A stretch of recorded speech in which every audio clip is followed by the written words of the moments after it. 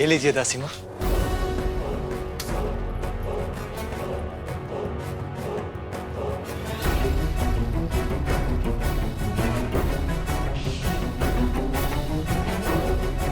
तुम दोनों इसकी सहायता क्यों कर रहे हो? सहायता? हाँ वो माँ।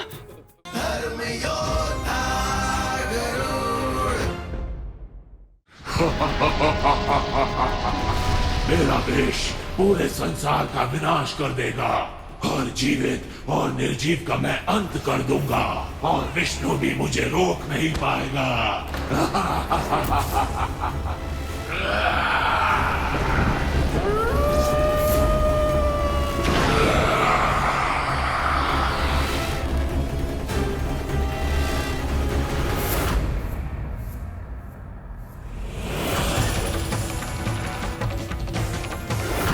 ये हलाहल तो सारे ग्रहों को भी नष्ट कर रहा है। यदि विष्णु जी ने कुछ नहीं किया तो सब समाप्त हो जाएगा। प्रभु, कोई तो उपाय होगा इस विष से बचने का।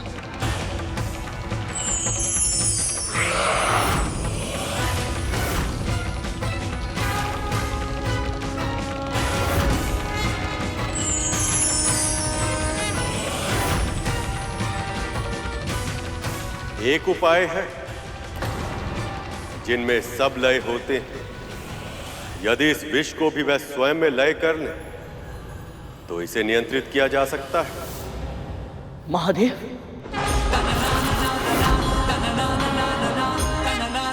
शिव शंकर ऐसे ही भूतनाथ नहीं कहलाते। वो भूत, प्रेत, पिशाच, निशाचर सबको अपनाते हैं। उनके लिए ना ही कोई सही है और ना ही कोई गलत। सबको एक ही दृष्टि से देखते हैं।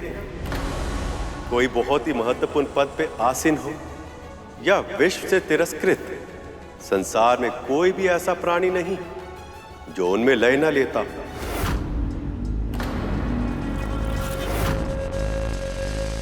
जब कोई उनसे वरदान मांगता है तो एक बार उसके परिणाम के बारे में सचेत अवश्य करते हैं, किंतु तब तक लौटने नहीं देते जब तक उसकी इच्छा पूरी ना हो। इसीलिए तो वो भोलेनाथ कहलाते हैं।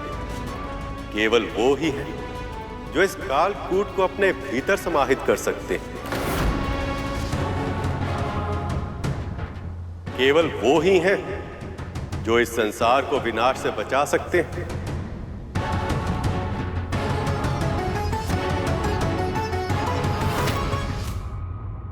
बाबा, ये पौष्टिक आहार मैं आपके लिए लेकर आई हूँ। इसका सेवन नहीं कर सकती मैं। यदि मेरा पुत्र यहाँ होता तो वो इसे अवश्य चखता और ये सिद्ध कर देता कि इसमें कोई विष नहीं है। किंतु तेरा पुत्र तो यहाँ है नहीं। यहाँ तो केवल हम दोनों ही हैं ना। तो या तो तू वो कर जो मैं कह रहा हूं, या फिर मुझे मेरी अवस्था पर छोड़ दे। वैसे तो तू अति देवो भव के मंत्र का जाप करते नहीं थकती, और अब तुझे इस अतिथि देवता के लूटने का तनिक भी भय नहीं है।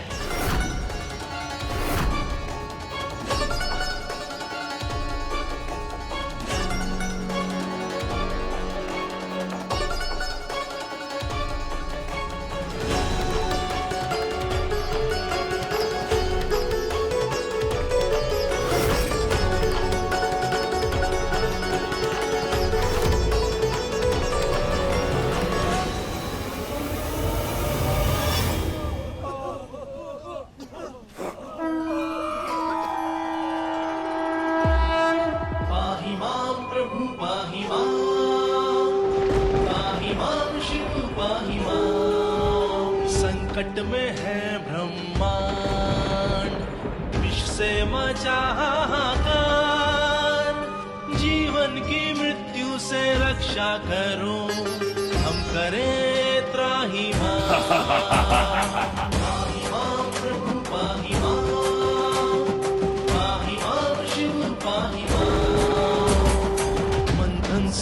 संकट हुआ हलाहल, जीव जंतु होने लगे ओझल। आह्वान करे आपका, रक्षा करो करे त्राहिमाम। त्राहिमाम प्रभु पाहिमाम, त्राहिमाम शिव पाहिमाम।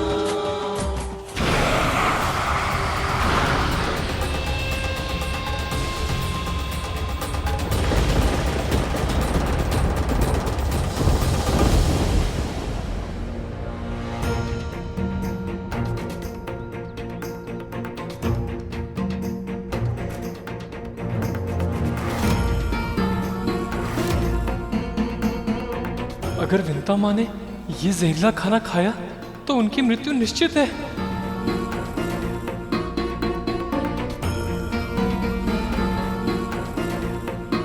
हे परमपिता, हे प्रभु विष्णु, मेरी भक्ति स्वीकार करें।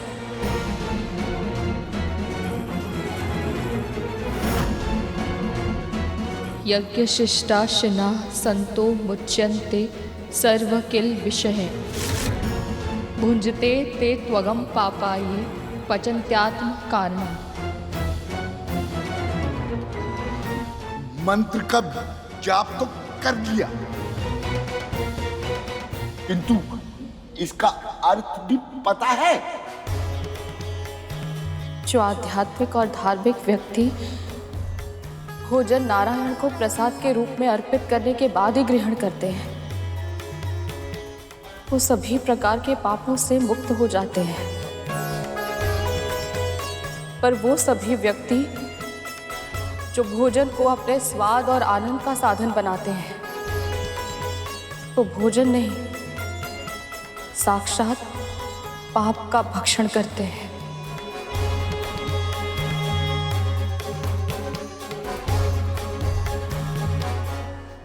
बस बस, ज्ञान की बातें करने में समय नष्ट मत कर, शीघ्र खा।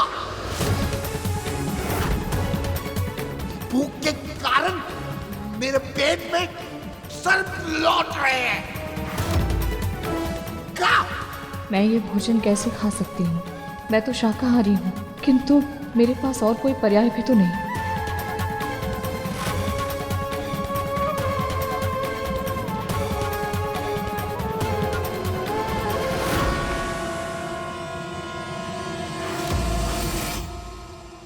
चलो अच्छा, आज इस दासी से भी छुटकारा मिल जाएगा। फिर इस बुढ़े को इस कुटिया के साथ महल के बाहर फेंक दूंगा।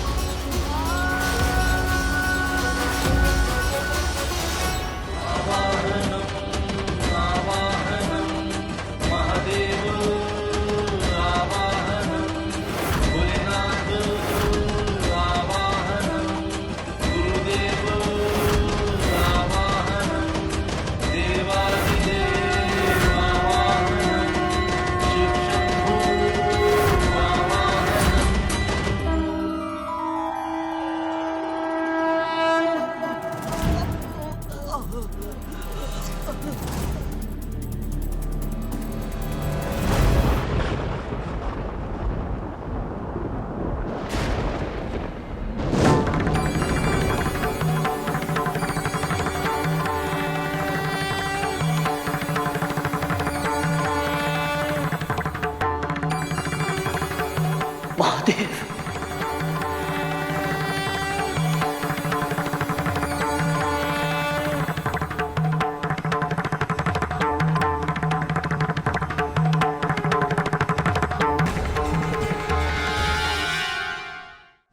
प्रभु,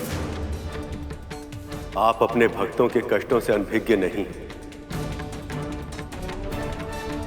समुद्र मंथन में इस कालकूट नामक दैत्य के हलाहल विष से न केवल क्षीर सागर में बल्कि समस्त सृष्टि में हाहाकार मच गया है। हे महादेव, यदि आपने शीघ्र ही कोई उपाय नहीं निकाला तो यह सारा संसार नष्ट हो जाएगा।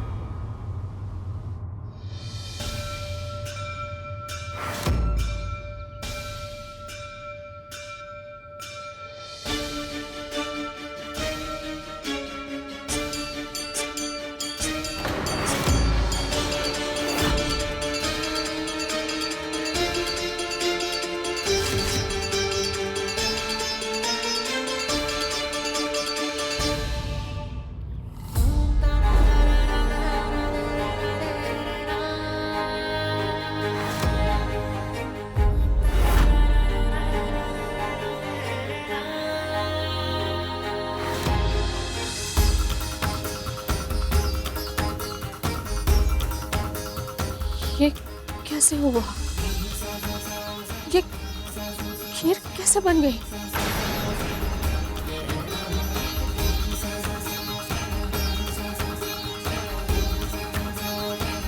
तेरे विष्णु ने तेरी सहायता की होगी।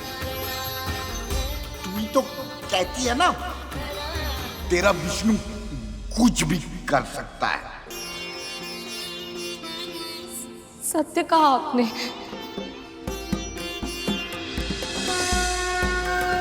अवश्य ही मेरे प्रभु ने मुझ पर दया की है। आपका बहुत बहुत धन्यवाद नारायण, बहुत बहुत धन्यवाद। ये दोनों क्या कह रहे हैं? लगता है तुझे मेरे प्राणों की कोई चिंता नहीं है। पहले ही इतना समय नष्ट हो गया है, अभी तू तेरे विष्णु के गुणगान करने में समय बिता रही है। समझ गया मैं, भोजन में विष नहीं है। ला देख।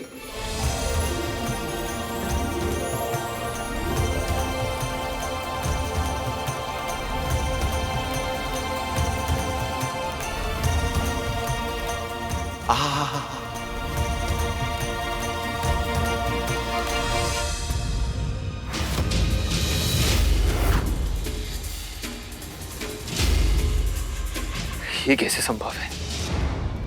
मेरे विष का इन दोनों पे कोई असर क्यों नहीं हो रहा?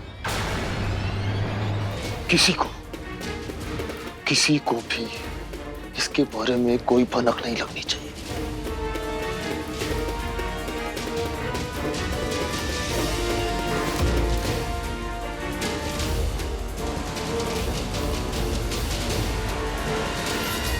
पहले से ही एक रहस्य पेट में छिपा कर रखा है, ये दूसरा रहस्य। मैं भी वही सोच रहा था, तक तू हमसे एक नहीं संभलता, अभी दूसरा रहस्य कैसे संभाल लेंगे? चल।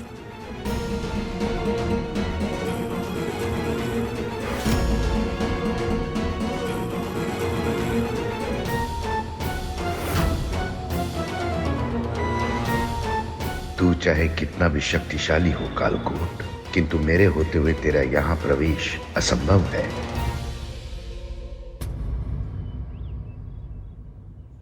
आज तपन बहुत है हवा में। तनिक हवा कर दे। जी जी बाबा।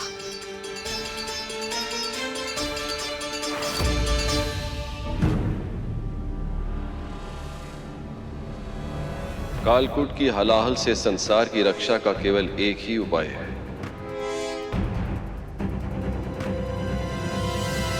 इस विष को मुझे स्वयं ही ग्रहण करना होगा।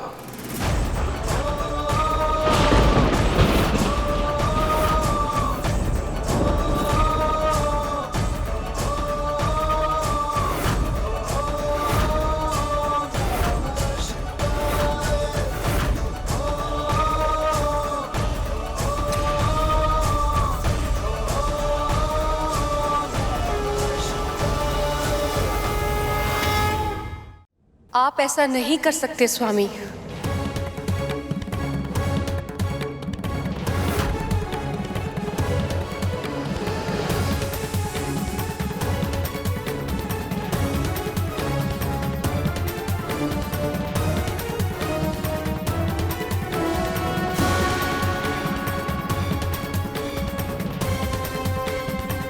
मुझे करना पड़ेगा देवी।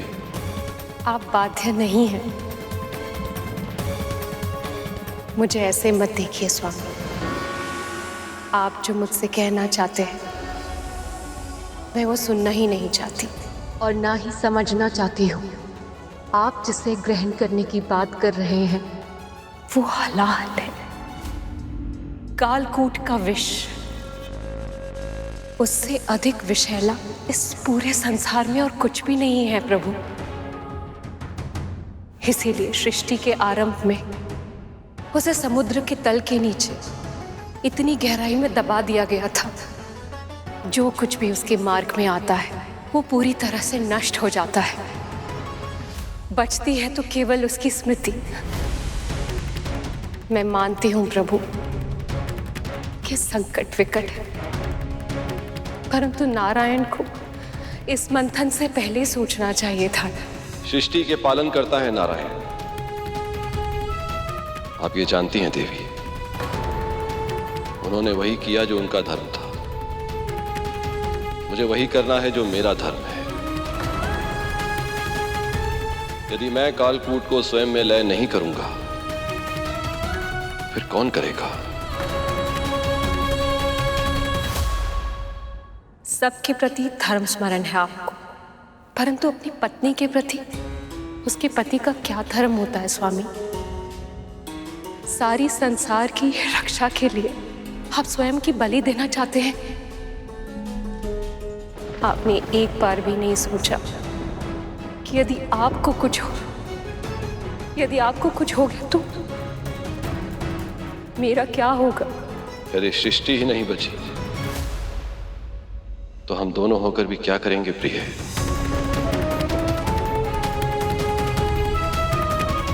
भगवान भक्त की भक्ति में बंधे होते हैं। यदि भक्ति नहीं रहे तो भगवान का अस्तित्व भी नहीं रहेगा। जो मन में आए करना चाहते हैं आप।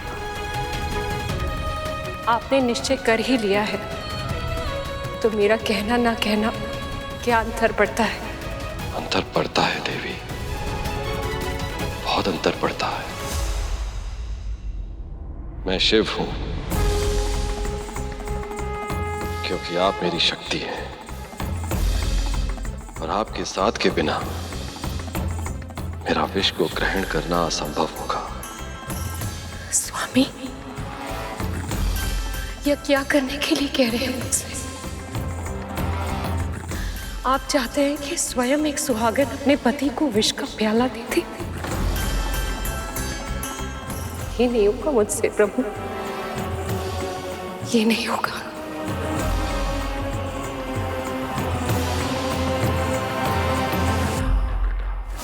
अब तक महादेव ने कुछ किया क्यों नहीं? अग्निदेव, ये इतना सरल नहीं है।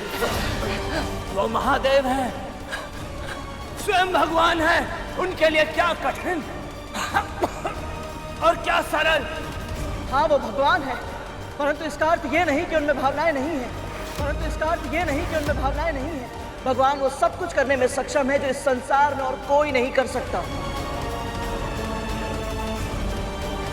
परंतु इसका अर्थ ये नहीं कि ऐसा करने के लिए शारीरिक, मानसिक और भावनात्मक शक्ति नहीं लगती। जिस हलाहल को हम पल भर के लिए सहन तक नहीं कर पा रहे थे, उसे पूरा का पूरा धारण करने वाले हैं महादेव। जब भक्त संकट में हो तो उसकी रक्षा करने के लिए भगवान दौड़े चले आते हैं, परंतु जब भगवान किसी दुविधा में हो तो उनका साथ कौन देगा?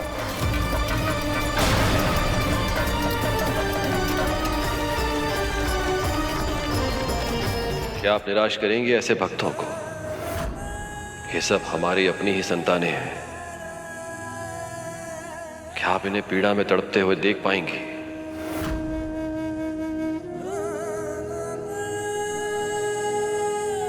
भयानक वेदना में इन्हें प्राण देते हुए देख पाएंगी आप?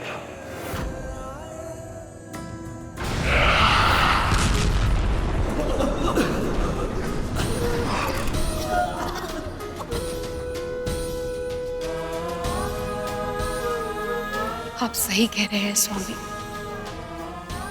हम अपनी संतानों के साथ ऐसी त्रासदी नहीं होने दे सकते। क्षण भर के लिए तो मैं भूल ही गई कि मैं तो सदा सुहागन हूं। माथे पर बिंदी, मांग में सिंदूर, कान में कुंडल और गले में मंगलसूत्र है प्रभु। हाथ में सुहाग का चूड़ा, पाँव में अलता बिछिया, और जो सुहागन इन सारे अलंकारों से सुसज्जित होती है उसका सुहाग हमेशा अमर होता है। मैं प्रेम को बंधन नहीं बनने दूंगी स्वामी। मैं शक्ति हूं, आपकी शक्ति, और शक्ति ही रहूंगी। जाइए, सृष्टि की रक्षा कीजिए स्वामी। हमारी संतानों को कल्याण कीजिए स्वामी।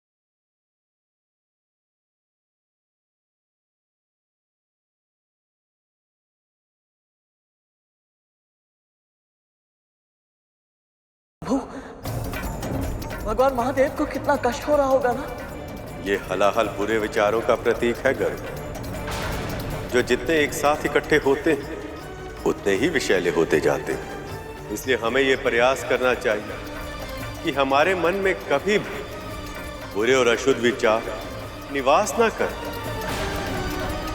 हमारा मन सदैव शुद्ध और अच्छा रहे।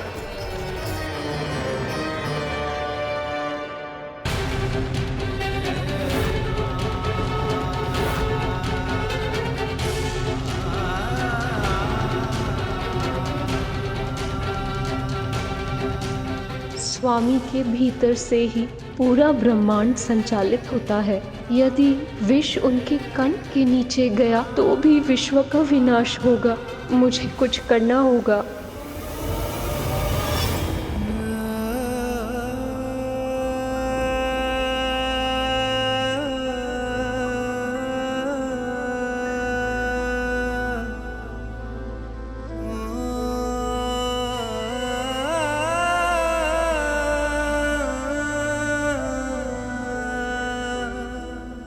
प्रभु, आपके उदर में समस्त सृष्टि का वास है। यदि ये हलाहल का विष आपके कंठ से उतरकर उधर तक चला गया तो आपके इस महाप्रयास के बाद भी इस सृष्टि का विनाश निश्चित है। इसीलिए आपको ये हलाहल का विष अपने कंठ में ही रोक कर रखना होगा।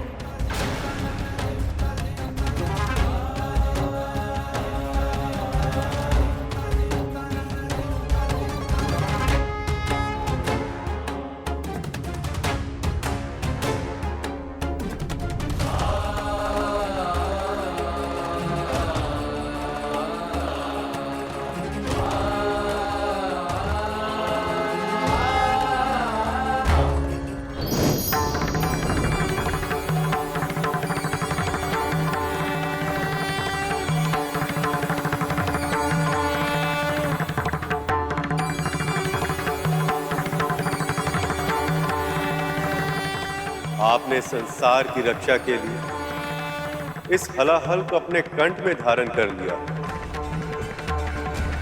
इसलिए आज से संसार आपको नीलकंठ के नाम से भी जानेगा।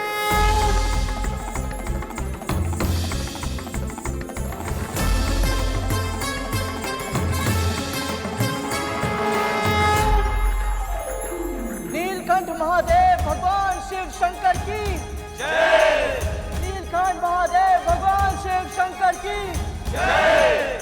नीलकंठ महादेव भगवान शिव शंकर की जय। नीलकंठ महादेव भगवान शिव शंकर की जय।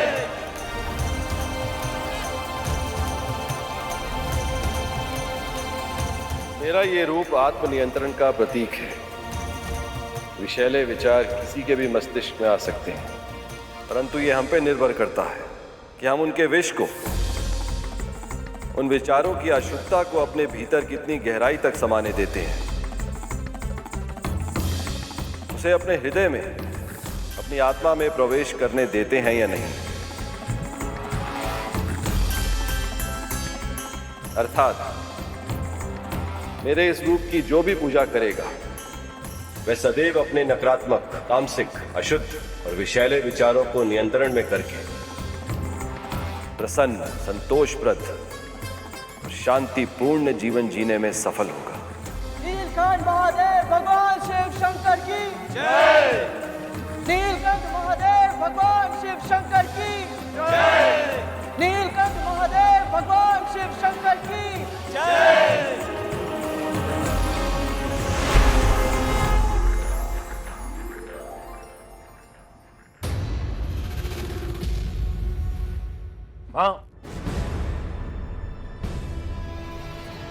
तक्षक, न जाने ये मेरा भ्रम है या सत्य, पर मुझे अभी अभी ऐसा लगा कि महादेव की कृपा से कोई बहुत बड़ा संकट टल गया है। माँ, आपने अभी अभी वासुकी भैया के साथ महादेव के दर्शन किए। आपका ऐसा अनुभव करना स्वाभाविक है। हो सकता है, किंतु मैं ये भी जानती हूँ तक्षक कि इस मंथन में हर समय प्रभु विष्णु सभी के साथ है, किंतु फिर भी मेरा मन न जाने क्यों वासुकी को लेकर चिंतित है। बस वो सुरक्षित हो। प्रभु, कालकूट ने सभी के मन में भय उत्पन्न कर दिया है। अब मंथन का उत्साह इस आशंका में बदल गया है कि इस समुद्र के तल से न जाने अब क्या निकलेगा। कभी कभी आशंका की स्थिति भी अच्छी होती है गरुड़। व्यक्ति को यह पता होता है कि उसका मन क्या चाहता है और मस्तिष्क ये जानता है कि उस इच्छा को प्राप्त करने के लिए कितनी कठिनाइयों का सामना करना पड़ेगा, और इसीलिए उस व्यक्ति के प्रयासों में और अधिक दृढ़ता आ जाती है।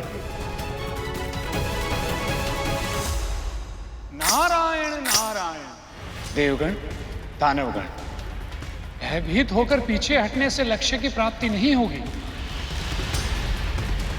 मंथन आरंभ कीजिए।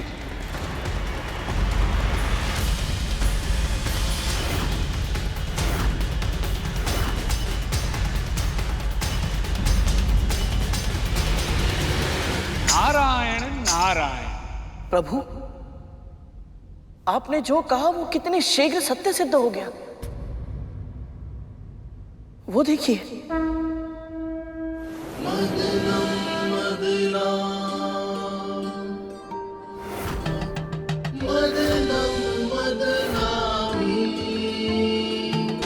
सृष्टि के कल्याण में, रत्नों के सम्मान में, श्री हरि मिलन की आस में, मदनम मदना, मदनम मदनामी, मदनम मदना, मदनम मदनामी।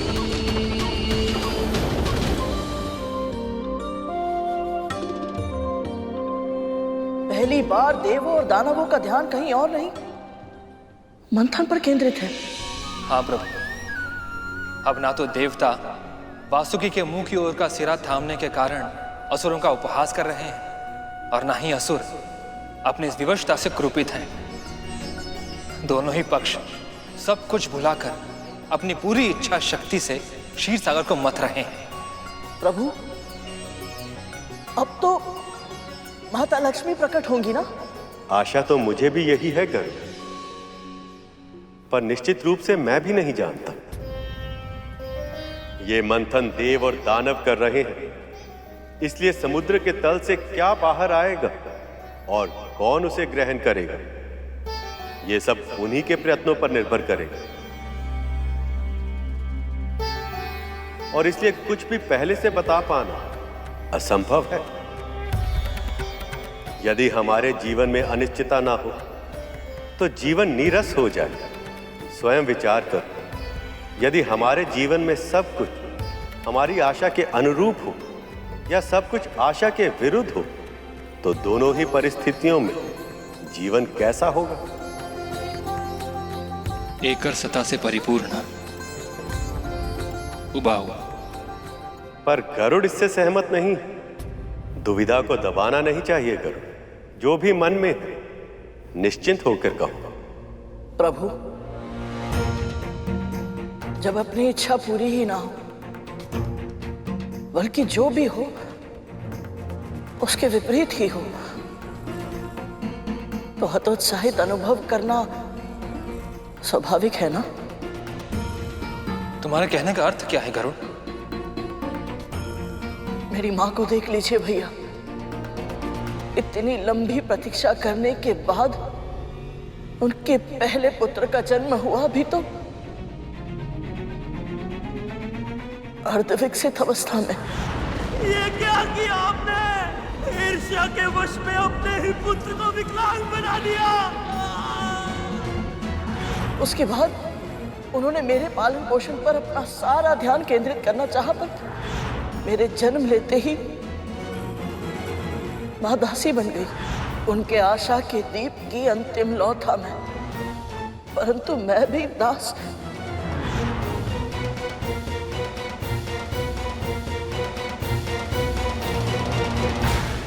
हर अंधेरी रात के बाद सूर्य का उदय होना पहले से ही निश्चित है गरुड़। वैसे ही हर दुख के बाद सुख का आना पहले से ही निर्धारित है। परम पूज्य ब्रह्मा जी ने इस सृष्टि की रचना ही ऐसे की कि समय चाहे अच्छा हो या बुरा, सदैव एक सा नहीं रहता, ऋतुओं की तरह बदलता रहता है। समय आ गया है, अब इसे अपने भविष्य का आभास हो जाना चाहिए।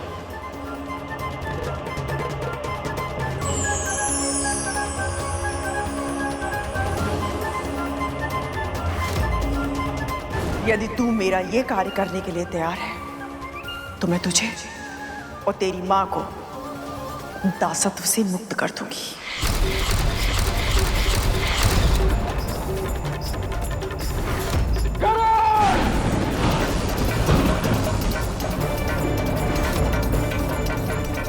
तुम्हें ऐसा नहीं करना चाहिए गरुड़। इस पे तुम्हारा अधिकार नहीं। मेरा पुत्र और मैं, हम दोनों मुक्त हो गए, दासत्व से मुक्त हो गए हम दोनों।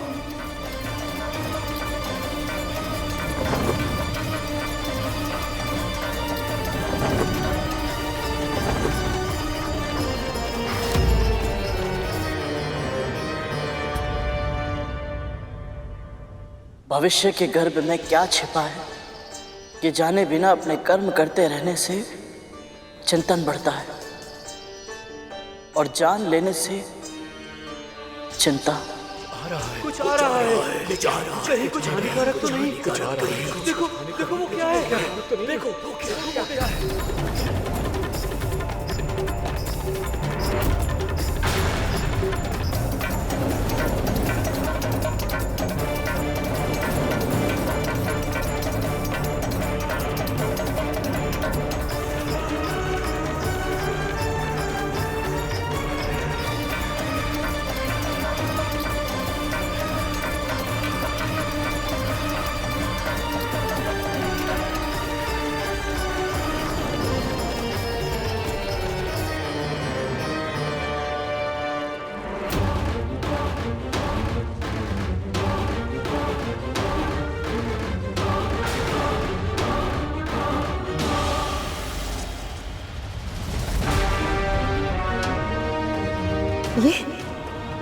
ये क्या हो रहा है?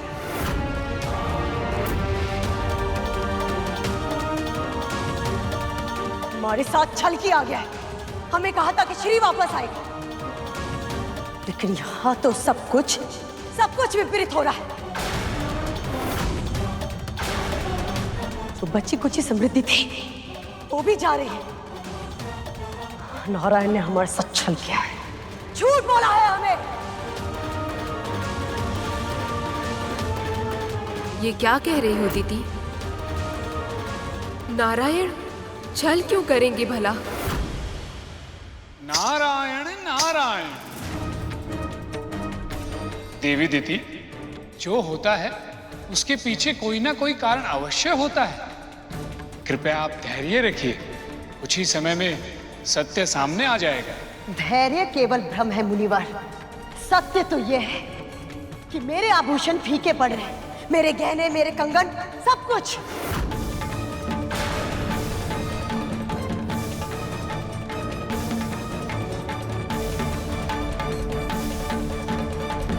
ये संकेत माता लक्ष्मी के आने के तो नहीं हो सकते प्रभु।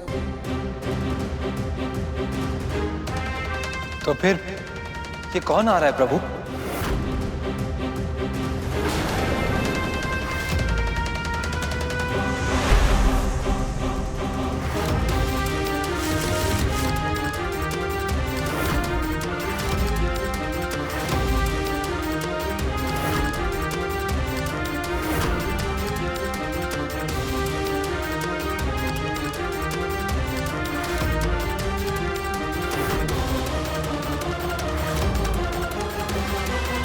लक्ष्मी,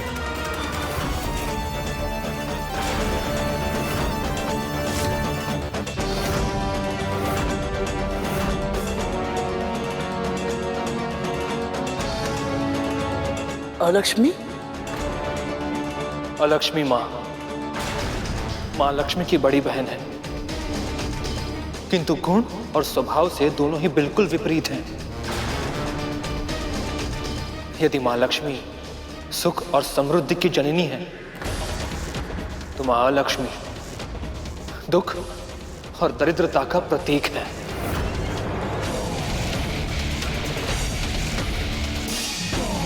देवी अलक्ष्मी? हे महादेव, ये तो अनर्थ हो गया। कहीं इनकी दृष्टि मुझ पर ना पड़ जाए।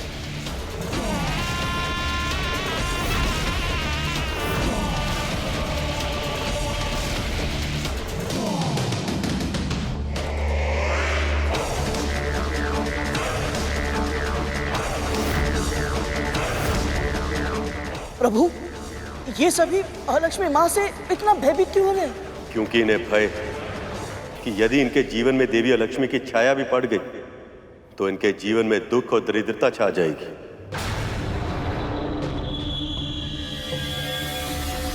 परंतु प्रभु, आपने अभी अभी समझाया कि सुख और दुख तो जीवन के भाग है। जब हम भगवान के दिए सुख को अपनाते हैं तो उनके दिए दुख को क्यों नहीं? माता अलक्ष्मी जैसी भी है, परंतु है तो मां स्वरूप ही। यदि अलक्ष्मी की दृष्टि हम पर पड़ी तो हम पर विघ्न पहाड़ टूट पड़ेंगे।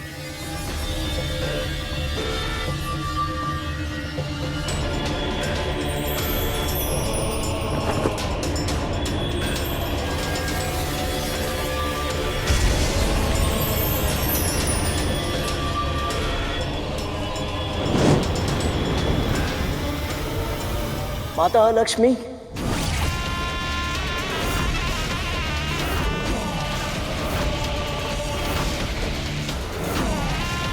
मेरा प्रणाम स्वीकार करें।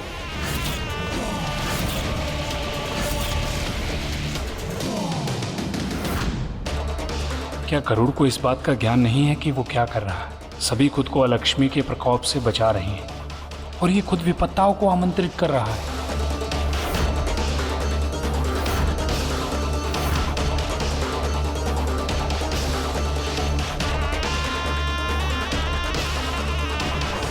मूर्ख, बुद्धू, तुमने अपने पुत्र को केवल संस्कार दिए, बुद्धि नहीं दी है। पर हुआ क्या है बाबा? आप ऐसा क्यों कह रहे हैं? अभी अभी वो कौवा बता के गया कि समंदर मंथन से अलक्ष्मी प्रकट हुई है और तेरे पुत्र ने उनको प्रणाम कर दिया। यदि उसके प्रणाम से वो प्रसन्न हो गई तो तेरे घर में आके निवास करेगी। तू और तेरा परिवार तो कष्टाएगा ही, साथ में मुझे भी न जाने संसार के कितने कष्ट सहने पड़ेंगे। इससे अच्छा तो मैं वन में सुखी था।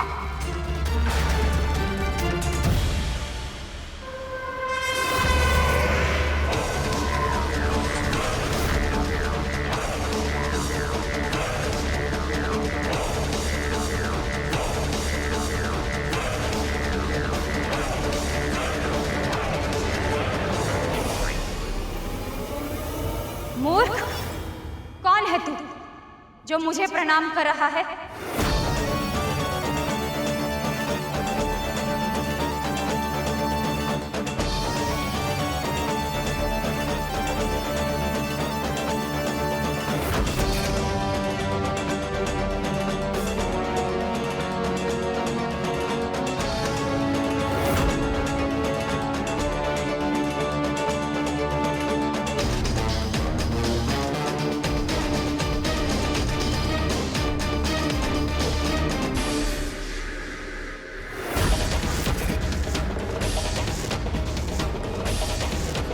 महर्षि कश्यप और मां विंता का छोटा पुत्र गरुड़ हूं मैं। मां, मेरा प्रणाम स्वीकार करें। गरुड़,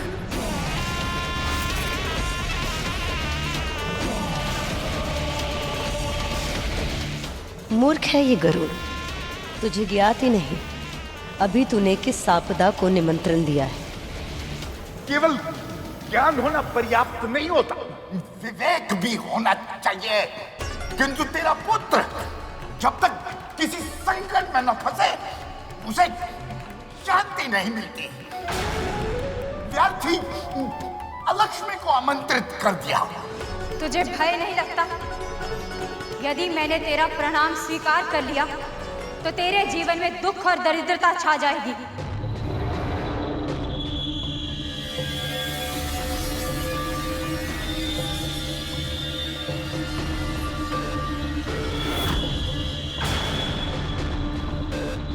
स्वयं को जीवन देने वाली माँ को दासी बने देखने से बड़ा दुख और क्या हो सकता है।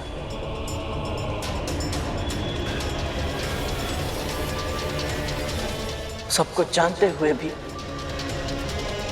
उन्हें मुक्त ना कराने से बड़ी दरिद्रता क्या कुछ और हो सकती है। बाबा, उसके मन में कोई कालिमा नहीं है। अपने पराये का भेद तो उसने सीखा ही नहीं है, इसलिए तो वो माओ के बीच में अंतर नहीं कर पाता। लेकिन तुझे तो अंतर करना पड़ेगा ना। अब यदि उसके कारण आलक्ष्मी तेरे यहाँ निवास करने आ गई तो वो महल देख रही है ना, उस महल की दुर्दशा तेरी इस कुटिया से भी अधिक हो जाएगी। जितने दुख तू अभी भुगत रही है ना, उससे कहीं अधिक दुख तेरी बहन और उसके पुत्रों को भोगना पड़ेगा। और ये दुख वहीं नहीं रुकेगा, तेरा पता पूछते हुए यहां तक आ जाएगा। तुम सब तो कष्ट भोगोगे ही। तुम सबके साथ आत्मिक में गुण की तरफ मैं भी जाऊंगा।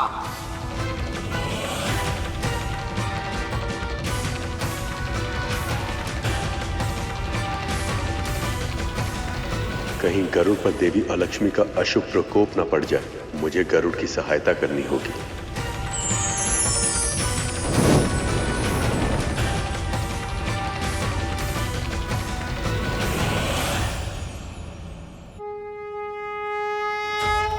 लक्ष्मी का प्रणाम स्वीकार हो नारायण। आपके मंथन के कारण मैं समुद्र से बाहर तो आ गई, पर देवों और दानवों में से कोई भी मेरे निकट तक नहीं आना चाहता। मैं कहाँ जाऊं नारायण?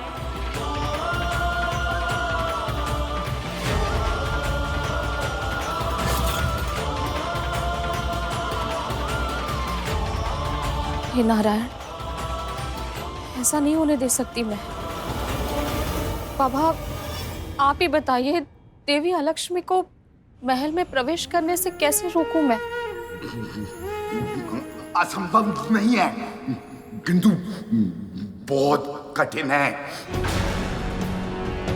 बहुत कुछ करना पड़ेगा। कर पाएगी तू? बोल, कर पाएगी तू?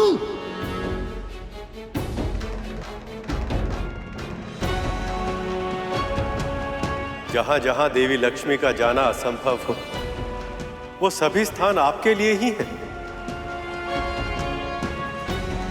जहां अशुद्धता हो, अशोच हो, अन्न का अनादर हो, जूठन हो, वहां आप सहर्ष निवास कर सकती हैं।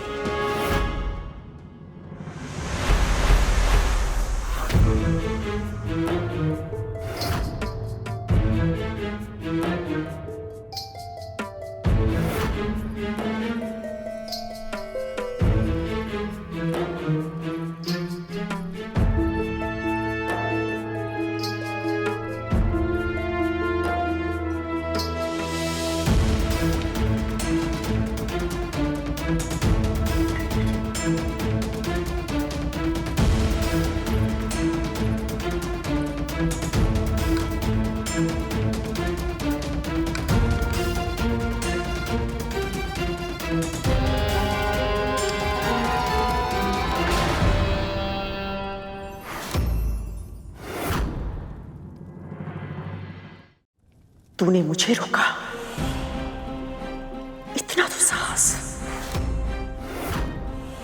जहां सत्य और संस्कार का अनादर होता हो, छोटी छोटी बातों पर कलह और कलेश होता हो, वहां आप निवास कर सकती हैं देवी।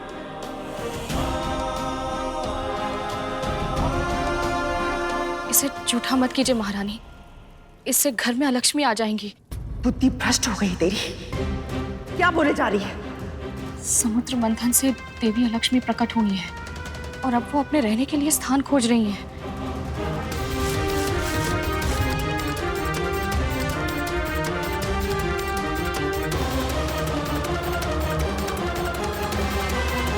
तुझे किसने बताया ये? वो बाबा है ना, उन्हें कौवे ने बताया। क्या कह रही है तू? कौन सा कौवा और क्या बताया उसने? वो सब अभी समझाने का समय नहीं है महारानी। सबसे पहले हमें इस पूरे महल को ठीक से स्वच्छ करना होगा। कहीं भी कोई भी ऐसी वस्तु नहीं होनी चाहिए जो दरिद्रता को आकर्षित करे। कितनी अंधविश्वासी हो गई है तू। यदि मैंने थोड़ा सा भोजन चख लिया तो कोई पहाड़ टूट पड़ेगा या बिजली गिर जाएगी। भोजन झूठा हो जाएगा महारानी, और झूठे भोजन का भोग नहीं लग सकता।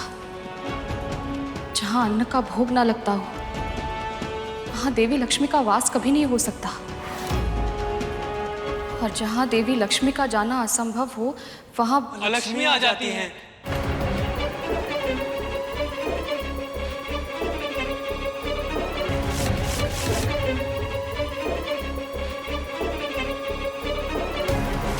जहां अस्वच्छता इतनी हो कि घर में मकड़ी के जाले लग गए, जहां धूल होती हो, वहां आप निवास कर सकती हैं देवी।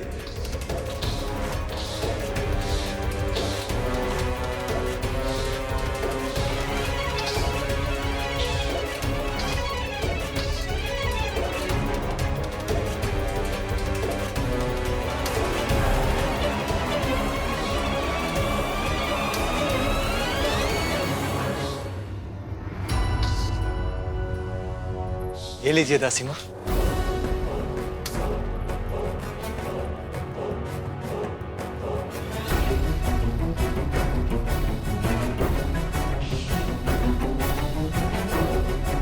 तुम दोनों इसकी सहायता क्यों कर रहे हो? सहायता?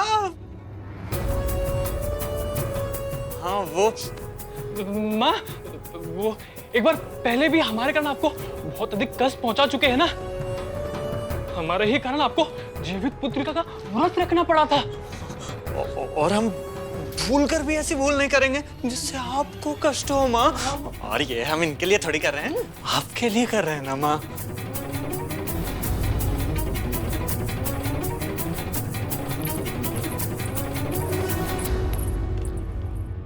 जहां के निवासी पांव धोए बिना आसन पर चढ़ जाते हैं और सदैव अपने पांव हिलाते रहते हैं, वहां भी दरिद्रता आती है। वहां आप निवास कर सकती हैं देवी। मेरे विष का उस बुढ़े पर कोई प्रभाव क्यों नहीं पड़ा? क्या कारण हो सकता है इसका?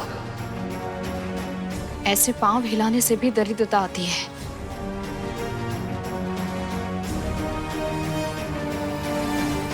वो कैसे वे माता? पांव हमारी स्थिरता के प्रतीक होते हैं। यदि हम ऐसे लेटकर पांव हिलाते हैं तो इससे हमारी स्थिरता समाप्त होती है और हम अस्थिर होते जाते हैं, और ये हमारे अस्तित्व के लिए संकट बन जाता है। इसी तरह यदि गंदे पांवों के साथ विश्राम किया जाए तो बुरे स्वप्न आते हैं।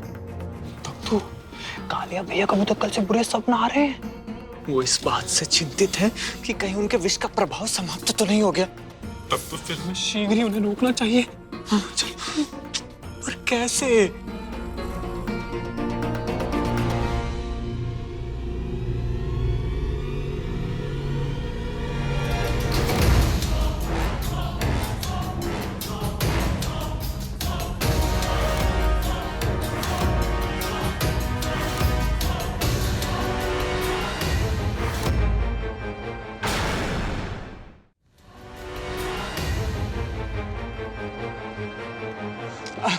आपने उस मुर्गे को पकड़ने में इतना श्रम किया, थक गए होंगे ना? इसलिए सोचा मैं आपके पाँव दबा दूं, आपको अच्छा लगेगा। अचानक से इतनी सेवा? नहीं नहीं, कुछ दिनों से सिर्फ अच्छा अच्छा करने का ही मन हो रहा है, तो इसलिए। ठीक है, फिर अच्छे से पैर दबाओ।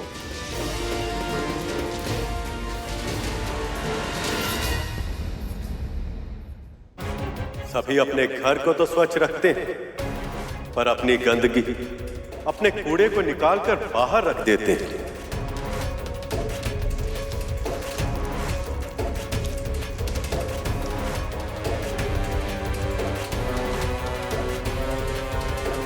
जहां आसपास का वातावरण स्वच्छ ना हो, वहां रोग, दुख और दरिद्रता पहुंच जाते हैं।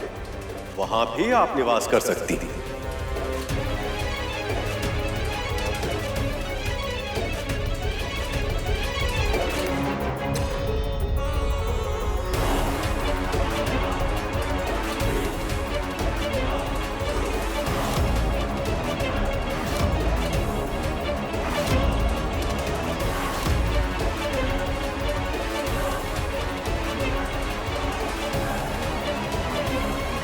ये महल तो स्वच्छ है, यहाँ सुंदर रंगोली भी बन रही है, सुगंध और शुद्धता भी है। यहाँ के वातावरण में एक शुभ ऊर्जा का वास है। मैं यहाँ नहीं रह सकती।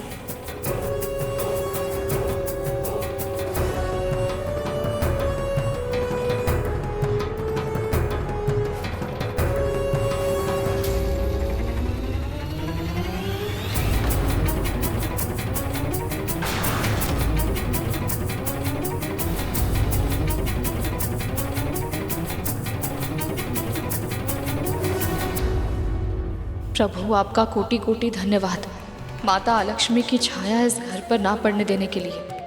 पुत्री, आज तुमने देवी आलक्ष्मी के प्रकोप से अपने आप और अपने परिवार को बचा लिया।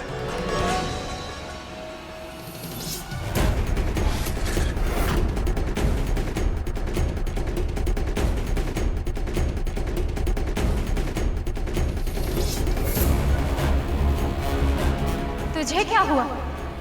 कुछ नहीं माँ, बस यही सोच रहा था कि आपको लेके सभी के मन में कितना भ्रम है। किसी ने आपको कभी समझने का प्रयास ही नहीं किया। आपका स्वभाव तनिक कठोर अवश्य है, परंतु आप हम सभी को प्रेम भी करती हैं। आप अपनी संतानों को और अधिक उत्तम बनने के लिए, अच्छा बनने के लिए प्रेरित करती हैं, और इस तरह आप उनके जीवन में सुख और प्रसन्नता भर देती है। पक्षीराज गरुड़ के साहस भरे कारनामे देखने के लिए चैनल को सब्सक्राइब करें और साथ ही बेल आइकॉन दबाना न भूलें।